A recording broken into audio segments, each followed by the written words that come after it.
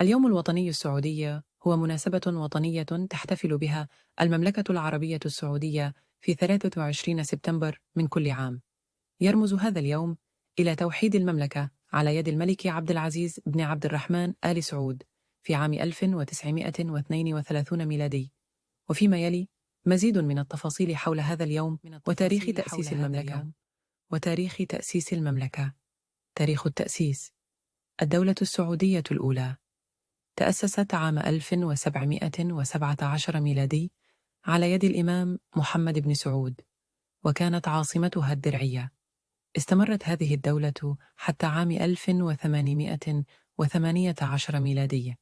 من التفاصيل حول هذا اليوم: الدولة السعودية الثانية أسسها الإمام تركي بن عبد الله بن محمد بن سعود عام 1824 ميلادي، واستمرت حتى عام 1891 ميلادي. الدولة السعودية الثالثة أسسها الملك عبد العزيز بن عبد الرحمن آل سعود عام 1902 ميلادي، واستطاع استعادة الرياض وتوحيد معظم مناطق شبه الجزيرة العربية تحت اسم المملكة العربية السعودية في 23 سبتمبر 1932 ميلادي.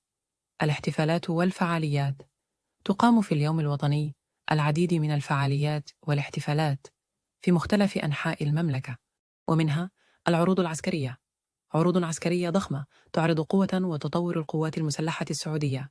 الألعاب النارية: تضاء سماء المدن السعودية بالألعاب النارية المبهرة.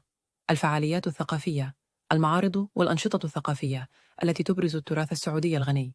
العروض الفنية: الحفلات الموسيقية والعروض الفنية التي تضم فنانين سعوديين وعالميين مشهورين. أهمية اليوم الوطني: الوحدة الوطنية: يعزز اليوم الوطني الشعور بالوحدة والانتماء بين المواطنين.